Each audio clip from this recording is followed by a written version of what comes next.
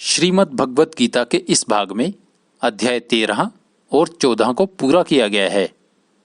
यह भगवत गीता का 13वां अध्याय है।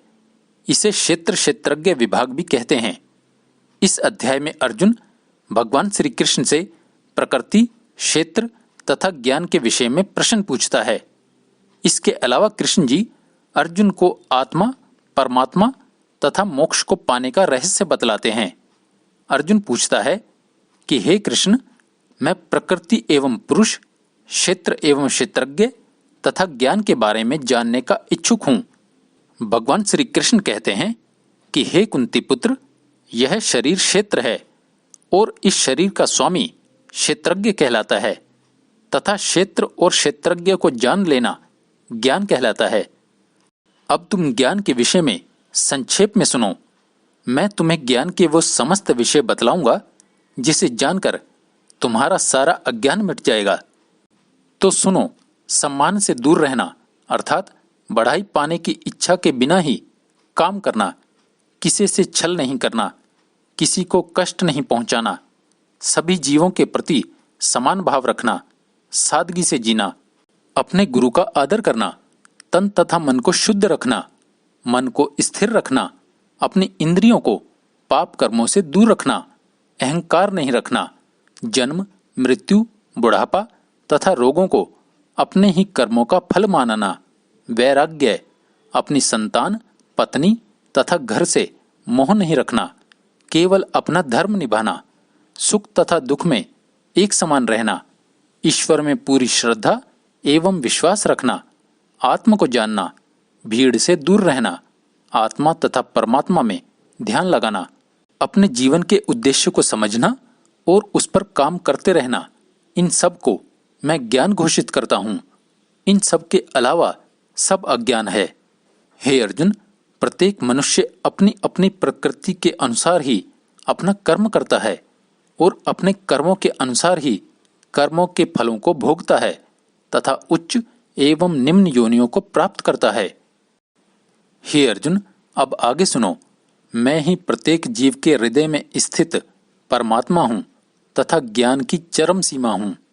कुछ लोग परमेश्वर को ध्यान के द्वारा अपने भीतर देखते हैं तो दूसरे लोग ज्ञान के मार्ग पर चलकर तथा कुछ लोग निष्काम कर्म के द्वारा तथा कुछ लोग ऐसे भी होते हैं जो केवल ईश्वर के बारे में सुनकर ही उन्हें पूजने लगते हैं। ध्यानेन आत्मनि पश्यन्ति के चिदात्मानम आत्मना अन्य सांख्येन योगेन कर्म योगेन चापरे। ये सभी लोग उत्तम हैं, हे अर्जुन, जो परमेश्वर को समस्त जीवों में देखता है तथा जो यह मानता है कि आत्मा और परमात्मा को कभी नष्ट नहीं किया जा सकता, वही वास्तव में देखता है। समम सर्वेषु भूतेषु तिष्ठन्तं परमेश्वरम विनिश्यत सब विनिश्यन्तम यह पश्यति स पश्यति। अब तुम जीवात्मा तथा चेतना के बारे में सुनो। जिस प्रकार आकाश सर्वव्यापी है किंतु अपने सूक्ष्म प्रकृति के कारण किसी भी वस्तु से लिप्त नहीं होता, उसी प्रकार जीवात्मा शरीर में रहते हुए भी इस शरीर से लिप्त नहीं होता। हे अर्जुन, जिस प्रकार सूर्य अकेले ही सारे ब्रह्मांड को प्रकाशित करता है, उसी प्रकार चेतना शरीर में स्थित आत्मा के द्वारा सारे शरीर को प्रकाशित करती है।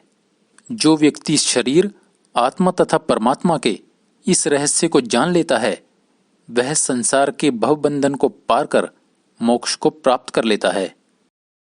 इसके साथ भगवत गीता का 13वां अध्याय यहाँ पूरा होता है।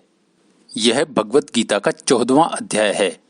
इसे गुण त्रय विभाग योग भी कहते हैं। इस अध्याय में कृष्ण जी अर्जुन को प्रकृति के तीनों गुण, रजोगुण, सतोगुण तथा तमोगुण के बारे में बताते हैं। इसके अलावा कृष्ण जी बताते हैं कि व्यक्ति किस प्रकार से इन तीनों गुणों को पार कर मोक्ष को पा सकता है।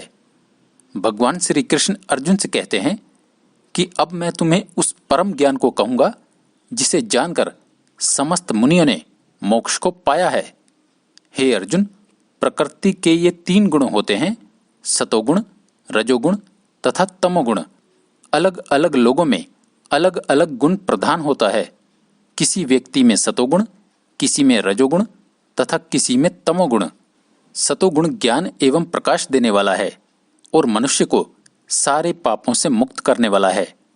रजोगुण मनुष्य को कर्मशील बनाता है तथा मनुष्य एक के बाद दूसरी उपलब्धि पाने में कर्मशील बना रहता है, तथा तमोगुण आलस एवं अज्ञान देने वाला है।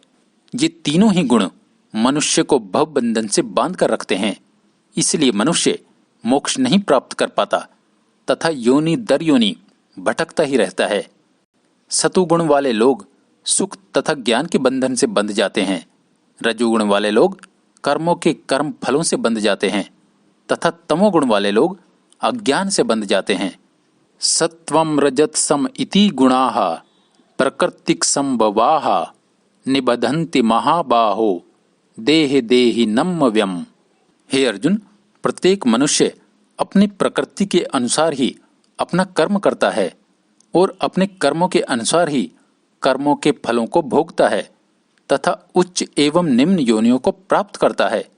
सतोगुणी लोग मृत्यु के बाद उच्च लोकों को जाते हैं, वहीं रजोगुणी लोग मध्यम लोकों को जाते हैं तथा तमोगुणी लोग निम्न लोकों को प्राप्त होते हैं। उधर्वम गच्छन्ति सत्वथा मध्य तिष्ठन्ति राजसाः जघन्य गुण वृत्तिस्था अधो गच्छन्ति तामसाः। किंतु वह ज्ञानी मनुष्य जो यह जान लेता है कि ईश्वर इन तीनों गुणों से ऊपर हैं, वह मेरे दिव्य स्वभाव को प्राप्त करता है। जो व्यक्ति इन तीनों गुणों को लांघ कर मेरी शरण में आता है, तो वह जन्म मृत्यु बुढ़ापा तथा रोगों के कष्टों से मुक्त होकर अमृत का भोग करता है। अब अर्जुन पूछता है कि हे भगवान, जो व्यक्ति इन तीनों गुणों को लांघ सकता है, उसके लक्षण क्या होते हैं तथा वह किस प्रकार से इन तीनों गुणों से मुक्ति पाता है। अब भगवान श्री कृष्ण अर्जुन को वो सारे गुण बताते हैं जो कृष्ण जी ने पिछले अध्यायों में एक सन्यासी के, एक योगी के, एक स्थित धीर वाले मुनि के तथा अध्याय 12 में अपने प्रिय भक्त के बताए हैं।